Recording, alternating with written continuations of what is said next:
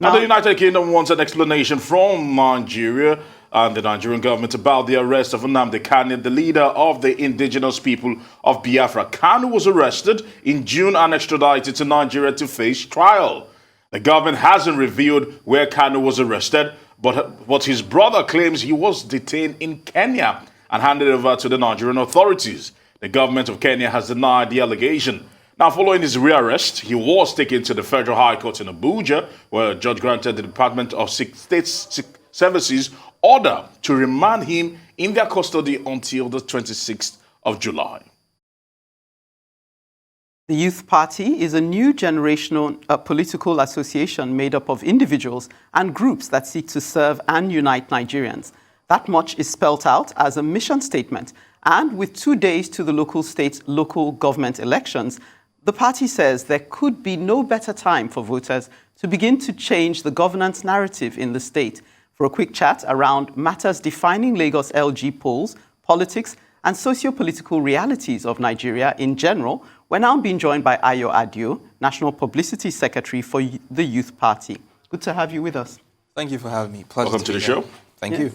I'm curious to know how you intend to change the narrative, but before we go into that, tell us a bit about the controversy that you and I were chatting about briefly before, why you seem to have had to go to court to get an injunction to participate in Saturday's election. Yeah, I mean, it shouldn't have been a controversy anyway if simply INEC and LASIEC simply obeyed the court orders that were served them essentially last month, where the Court of Appeal had ruled clearly that the Youth Party was free to participate in any elections across the country. Unfortunately... Why was there the challenge in the first place? Oh, because initially, INEC had gone to court at the time that they wanted to deregister political parties. Okay.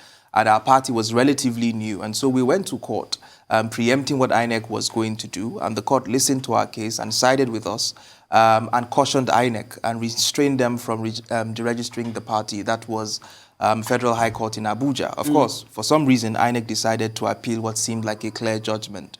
And the Court of Appeal ruled again in a unanimous decision delivered by Justice T.Y. Hassan that the decision by INEC to want to proceed to deregister was null and void. And in fact, an interesting caveat was even put in the judgment where the judge found the actions of INEC completely reprehensible.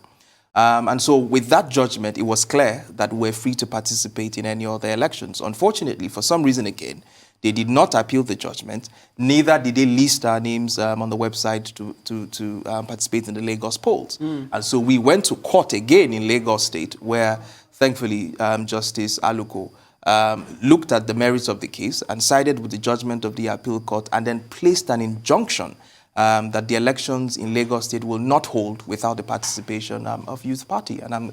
And I'm sure that LASIEC, given that the GM of LASIEC in Lagos was a former Chief Justice in Lagos State and one who respects the institution and wants to preserve the integrity of the judiciary, would respect the rule of law and allow us to participate. So we look forward to having you. Oh, of course.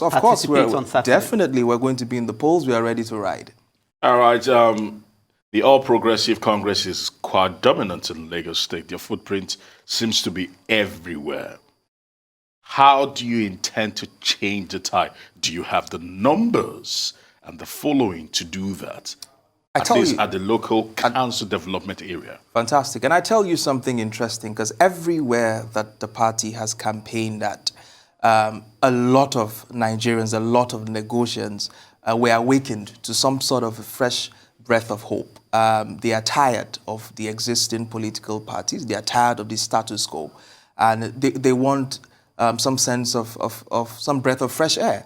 And for every place that we have gone to campaign, we've seen young people, in fact, shockingly, even more older people, thrown their weight of support behind the party, because clearly what we are promising is very simple. It's a commitment to the oath that we'll take once sworn into office, and the commitment to service delivery at the local level. And you can see that the intentions are clear.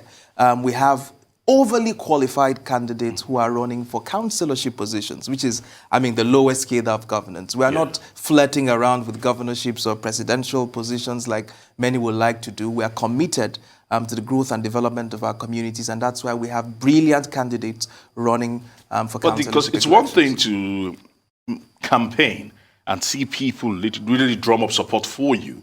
It's another thing on the election day to see people come out, because there have been talks about intimidation, there have been talks about violence.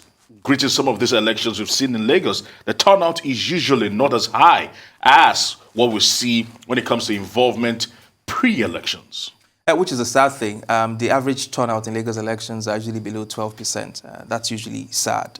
But what we have done and what we're doing at the moment is not just campaigning, it's a voter education drive to ensure that people know that the problems that they face is not occasioned by their sins against God, by the poor people they elect into offices. And those are the people they should hold accountable. And if they want to see change, they have to do that over the ballot and try a different party that is committed to the values that they preach and is committed to the development of their communities. And with that, we're sure, of course, there are a lot of ground games that I would not like to divulge publicly, but there's a brilliant strategic ground game to ensure that a lot of people turn out to the polls to vote. And there's also a ground game to ensure that a lot of people who would come out will be secured and safe and not, be exposed to the usual violence that happens in some of the communities where these elections hold by desperate politicians who know that they are losing and have. And it's interesting to quickly point this out. In 3 of the 4 places that we're competing in, the councillorship candidates didn't even bother to paste a simple poster or to do a simple campaign, because in their minds it's a given that they are going to be elected.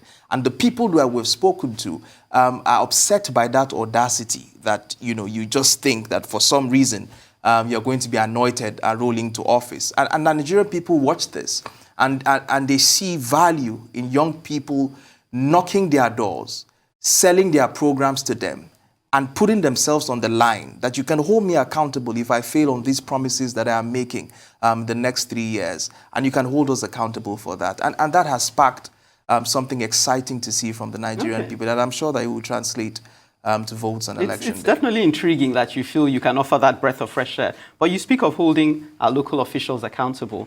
How do you feel? Because some people's perspective is that part of why the local government is strangulated is that funds don't even get given to them. Yeah. How do you feel you change the narrative if you do get some of you say you have 4 candidates you're putting forward. If they get elected into those positions, how will they be able to effect their mandate, financially speaking? To be honest, I can tell you for free that many times they would even get suspended because the reality is once you challenge the status quo, remember they are running for councillorship positions, which is like the legislative arm of the local government. And once you challenge the establishment, the frivolities that happen at our local governments, the lack of accountability, the lack of transparency, in fact, the brazen corruption that even happens at local level, you're bound to be suspended by the establishment. But one thing that we want to do, and it's important that we achieve this when we eventually get into office, is to show the Nigerian people that it is possible to elect decent people, people that will live up to the oath that they swear, and just make an example of what a public office holder should be like, and inspire more Nigerians to believe in the process, and so that they can continue to commit to development of our country. At the moment, it's impossible for the Nigerian to imagine anybody at the local level who has some level of decency in the electioneering process. I mean, you ask a lot of people. I just want to hear very briefly before we let you go, which areas are you fielding candidates in? Okay, we're fielding in Ajao Estate, in Ikorodu. We're fielding in a ward in Alimosho, and then we're fielding one in Lekki.